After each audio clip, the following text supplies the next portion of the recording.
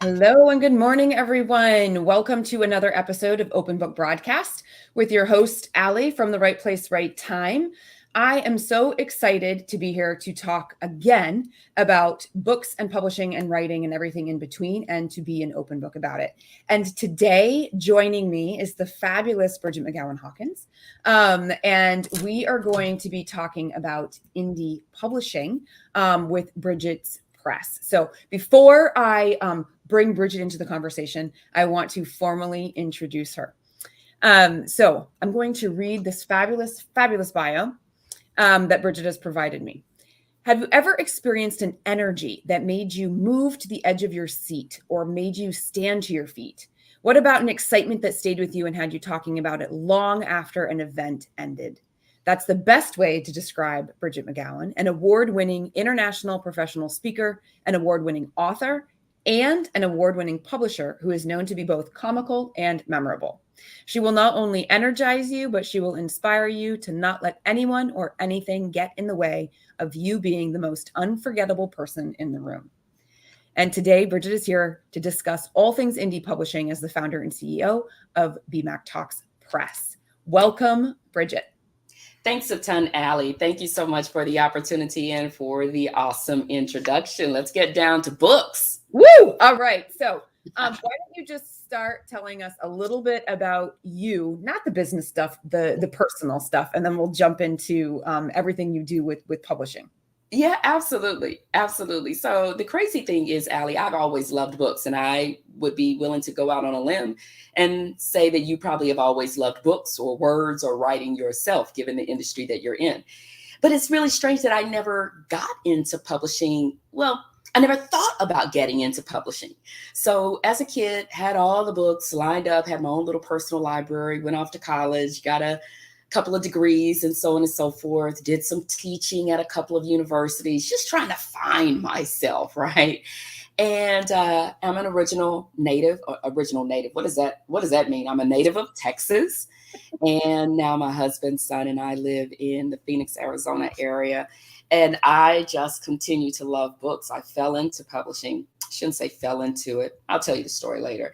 But I ended up starting to publish in 2019. But it is a wonder, given how much I love to read and how much I love words, that didn't happen far before 2019.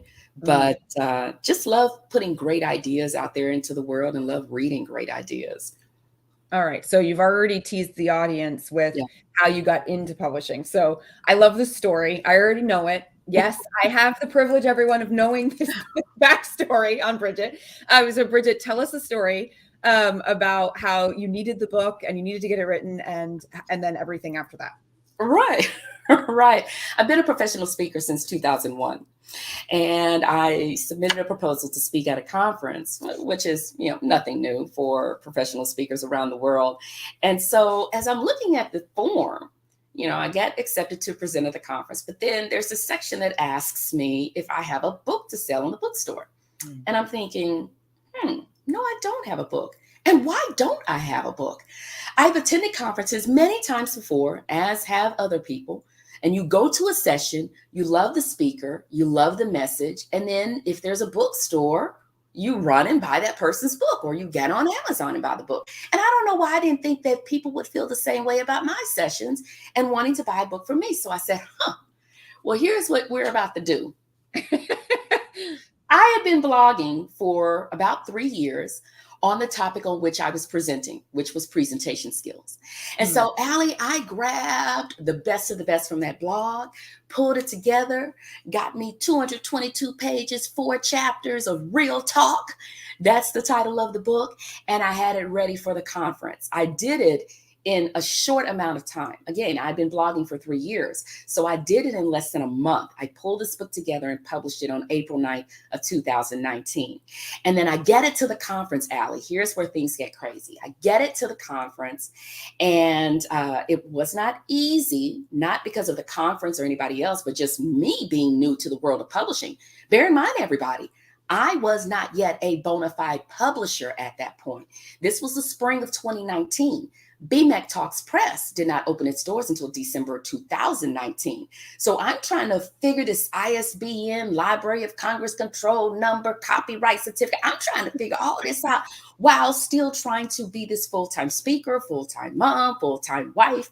Yeah, everybody, I know you're thinking hashtag my life. So I get this book together and I get it to the conference in DC where Oprah's also presenting. Yes, name dropping here. I have an Oprah hairdo here, if you can tell. All right. So anyway, I do my presentation, Allie, and it's great. People are happy. People come and talk to me afterwards. Several people leave out of the room, but then people start trickling back into the room. Okay. And then they say to me, your book's not in the bookstore. Hold up. That book is in the bookstore. You don't know what I went through to get that book done and to get it here on time, because there was a time limit. There was a time frame that the conference was insisting that they receive the book. So I'm sweating bullets trying to get this done. The book is there. I took a selfie with it in the background before I came to do my session today. It is there. They let me get my spiel out. And then they say, Allie, Bridgett, the book was there. It's sold out. Yes. I know. what everybody wants to hear. What? Because Allie, I thought, maybe it'll sell a few copies. If it does, great. If not, whatever. I did my part to get a book out. I feel pretty accomplished. So anyway, the rest is history. I decided to open up the publishing company later that year. And of course, I did a few other projects before then to see if I knew what I was doing. So, and yeah, there you have it. And the book has gone on and won an award. And as a matter of fact, I'm going to release the second edition pretty soon. Oh, exciting. So what, like when you were going through the process of your own book, and then you were working on a couple of other projects, right? What was the thing that you loved the most about it that made you say, yes, this, like, I'm going to go ahead and I'm going to create an indie publishing company and I'm going to do this for other people? Because of my own experience, where I said to myself, how many other people are out there, whether they're speakers, consultants, business owners, coaches, just regular everyday moms or dads who have a wealth of experience, a wealth of knowledge. True, there's nothing new under the sun, but your perspective is what's new under the sun. How many of those exist just like me? I've been speaking at that point for 18 years, from 2001 to 2019, and had no book. So I said, how many others are out there who are in my same position and could really benefit from a book?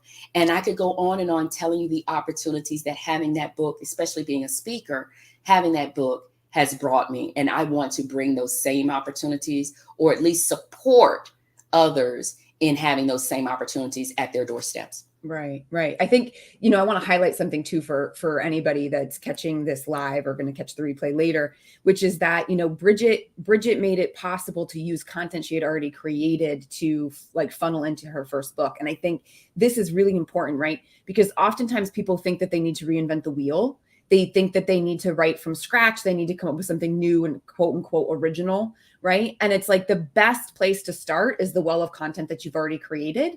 And for people who are in business, whether they're a speaker or coach or whatever, like usually we all have some form of content that we've been creating. Could be social media posts. It might be the blog. It might be presentations. It might be keynotes, right? Especially if you're a speaker, right? And it's like, if there's some sort of thematic thread, something that pulls all those things together, it's kind of an easy win to like jump off from there and like get that first book kind of under your belt, which then makes all the books that follow way less scary.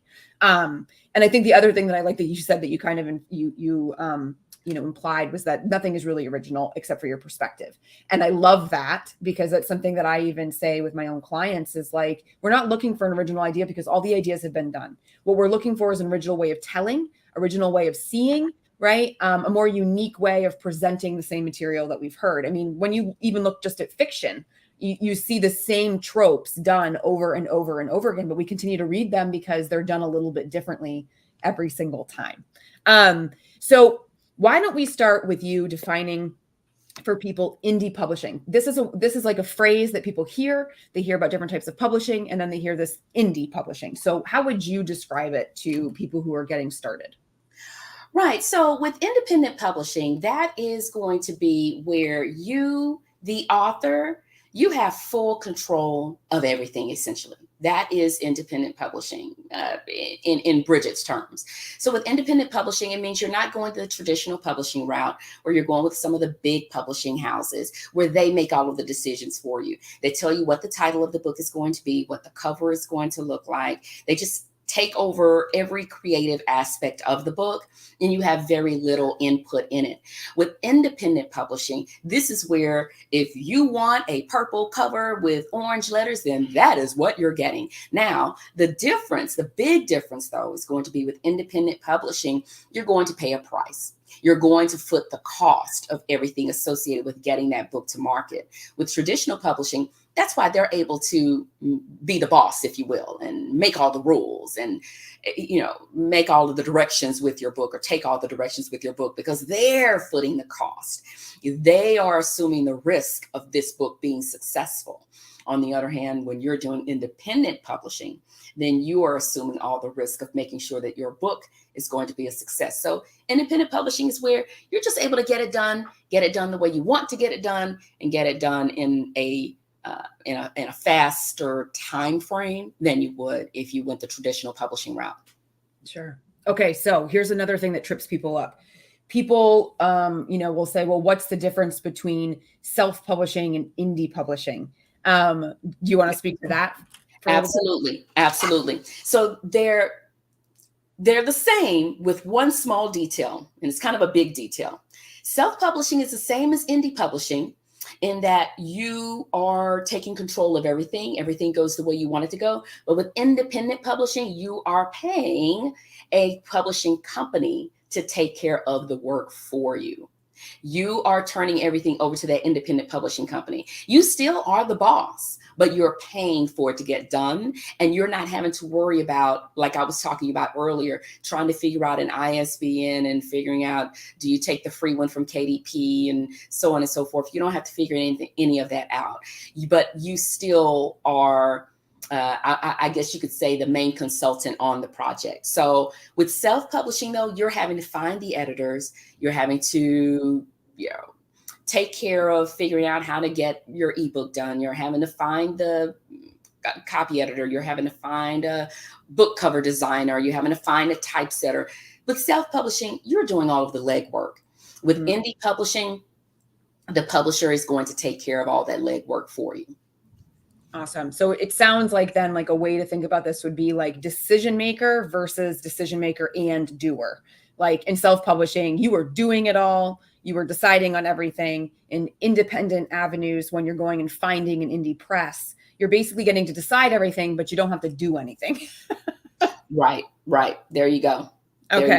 Okay. So talk to us about the benefits of the independent publishing path. You kind of spoke on this a little bit. So let's put this in the lens of like working with your press. So the benefits of working with you. Right. Well, the benefits of working with me is you are guaranteed to get your book published. And we're not talking about it taking years upon years, unless you just haven't finished writing and it's taking you that time to write. But once you hand us a finished manuscript, we're talking about getting you published in a matter of weeks, months, or weeks, right? You have major input into your book, as I already indicated. It's going to be of excellent quality. That's a concern that a lot of people will have, Allie. They worry that if they go the self-publishing route or the indie publishing route, then their book isn't going to look as good or feel as good or what have you as someone who gets published by one of your larger publishing houses or your traditional publishing houses. Still going to be excellent quality. We're going to save you a ton of time. We're going to help you market your book. We're going to make sure your book gets in front of, I want to say, thousands, maybe even tens of thousands of eyes. You own your content. We're not going to own any rights to any of your content. If you write this amazing book, Allie, and Hollywood calls you up and says, we want to turn this into a movie. Well, my company, BMcTalks Press, is not going to have its hand out saying, where's our cut? So you own all of your content to use it to create other products. We're going to create an ebook for you. We're going to take care of everything for you when it comes to working with us as your independent publisher. Okay, so this is all fantastic, right? This is so much benefit of working with your press, right? In terms of what the author gets and doesn't have to do for themselves. So one trade-off, right, is like you're getting paid. your company's getting paid to actually do this for the author. But your imprint, your logo, it has a certain word that I'm now forgetting. Monograph. What's the thing that's going to go on the spine of the book, right? Right. You're the publisher, right? That's kind of an advantage for you as a publisher, right? It boosts your own portfolio and your own visibility. And so the book lives on your site, right? As one place where people can find it. Right. So that's a fantastic question. There are a couple of things I want to address. So yes, we are printing the book or publishing the book under our imprint. And like you said, our company's logo is going to go on the spine as well as on the back of the book, as well as on the front matter or in the front matter of your book. However, we also have an option where we can work as your consultant, and we don't publish the book for you, but we help you with that self-publishing aspect where, let's say you don't want my company imprint, but you want your own company imprint. This is going to be less expensive than going the independent publishing route where you're paying us to do all of the work for you. This is where you're doing the work, but you're not having to look and find like, where's the website for this and where's the expert for this? We'll provide them to you at a smaller cost, but you're still having to do a little bit more work, and we can have you publish it under your imprint. So that's a different model that we do offer. So just because you brought that up, I wanted to throw that out there because there are some people where they want to have their book consistent with their company brand and consistent with their company name and so on and so forth. So we have a few clients where they've published under their own company imprint, but we were their consultant, if you will. Now, in terms of where the book lives, yes, it is sold on our site, bmtpress.com, but then it's also sold, your book is also sold on Amazon's site, Barnes and Noble's site, Porchlight's site, Walmart's site. We could go on down the list. So we can direct people, to our site for your book, especially if you don't have a website, because not everybody has a website where they can sell their book. A lot of people want to do pre-sales. And like, well, I'd love to do pre-sales, but I don't have a website. Well, we can take care of that for you. And the book lives on our site. And then even after the pre-sale period, it can continue to live on our site, or it does continue to live on our site, as well as those major retailer sites. Mm-hmm. Awesome. So one thing that came up while you were talking was like the difference between like, your imprint goes in the book versus some of the rare few who want to publish it under their own imprint, right? How does that change the nature of like the royalties and commissions? Can you talk about that a little bit? Yeah, that's the fantastic question. So when you have us do all of the work, which we call done for you, when we do all of the work and it's under our imprint, then your royalties are typically 70%. You get 70% of net sales paid out twice a year, January and July. That's what our company does. But when you publish under your imprint and we work as your consultant, as your publishing consultant, or as your publisher on call, sometimes we like to call ourselves, then you retain 100% of the royalties because our name is nowhere in there. If you decide to acknowledge us in your front matter, that's great, but we don't expect it. We don't mandate it or anything like that, but we get no royalties. It's all yours when you publish under your imprint. Okay. So I think that that's something that's really important because a lot of people will say, well, what's going to be the return on my book, right? And they think that it's going to be through royalties and commissions on the book. So I feel like there's like two pieces here that I think we could discuss. One, how you actually get the return on your book, right? And how it's not a 1-to-1 ratio. But two, people seem to think that 75 or 80% that they're going to get from their publishing company is like a direct 75 to 80% off of every book sale. But isn't it 75 or 80% off of what remains off of the book sale after everybody else is paid? Yes, I want to talk about a couple of things when it comes to making money with your book, Okay. because we have so many people who really want to get rich off their book, and you should. I mean, because you have great content, great experience, and people should pay you for it. However, let's talk about that 70% royalty rate that you would get from our company, and which is relatively standard in the industry. Mhm. So, and notice I use the word net. 70% of net sales. Also, that factors in returns as well. And that's a whole nother can of worms. So let's say your book sells for $20. Nah, let's do $10 for easy math. Let's say your book sells for $10 on Amazon's site. Well, let's say the book costs $3 to produce. So now we're down to $7 because Amazon can't produce the book for free. They've got to pay for paper and ink and everything else, right? So now we're down to $7.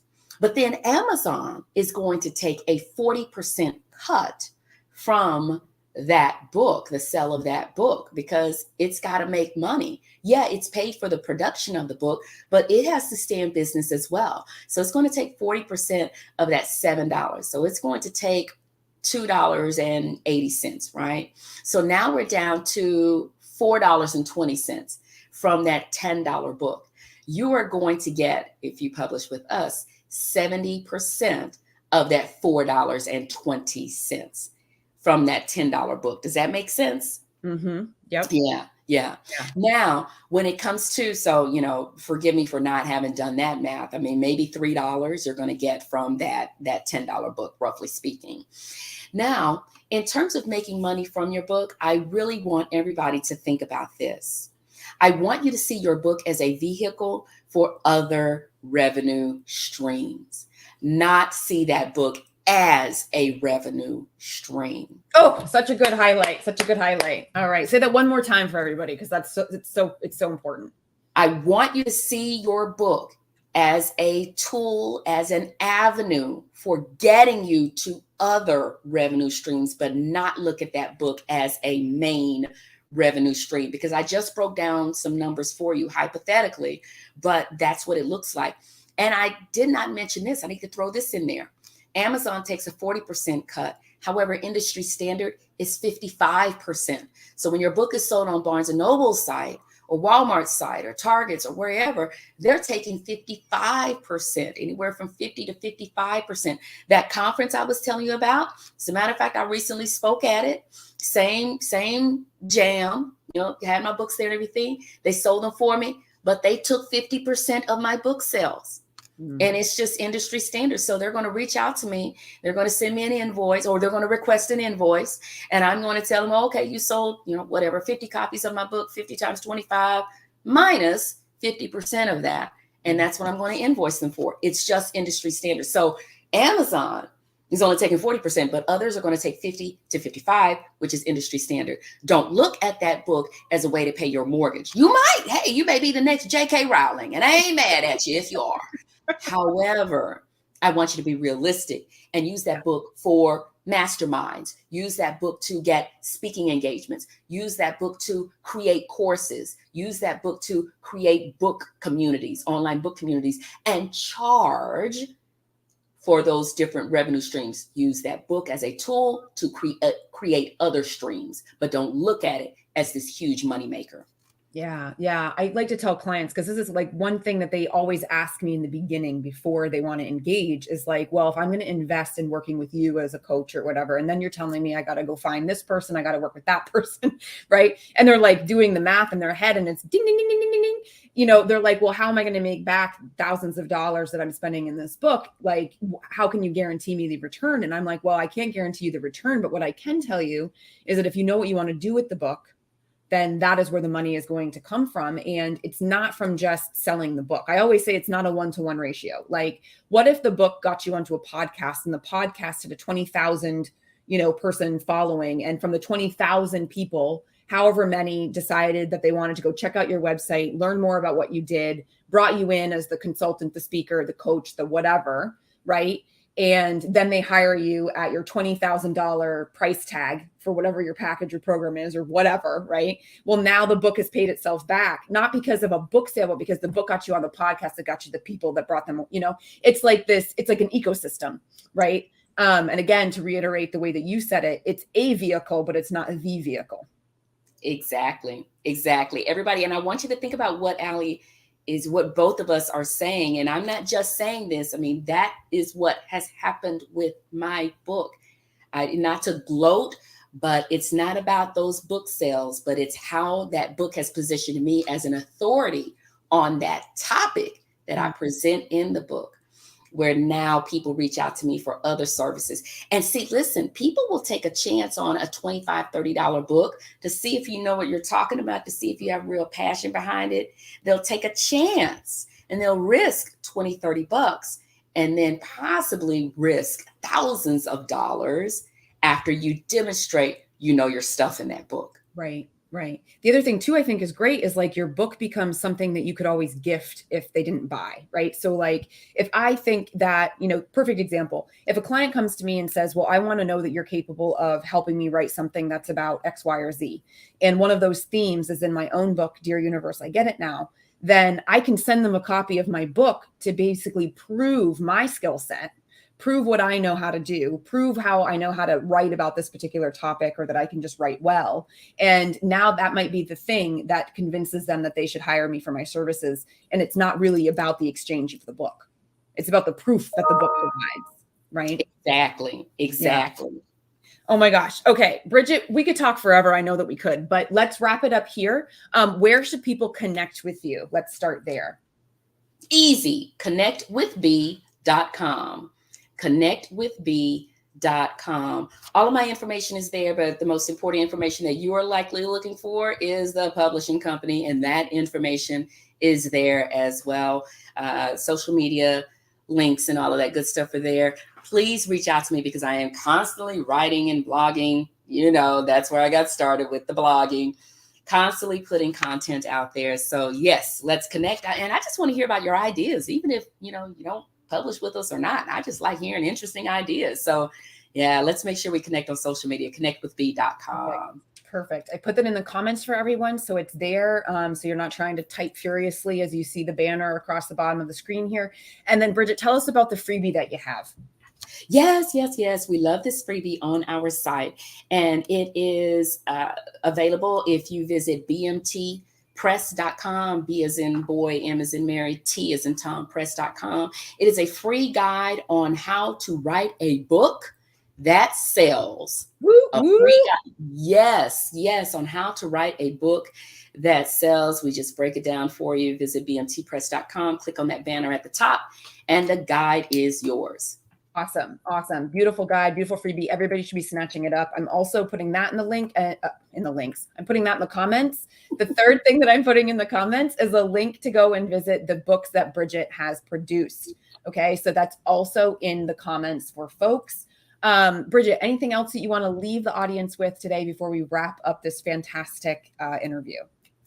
Don't sit on the idea. Don't just keep thinking about it. Tomorrow's not going to be any better than today. Next year is not going to be any better than the previous year. Go on and get your idea out there. Don't be like me, sitting around waiting 18 years, okay, not thinking that I had any content worthwhile.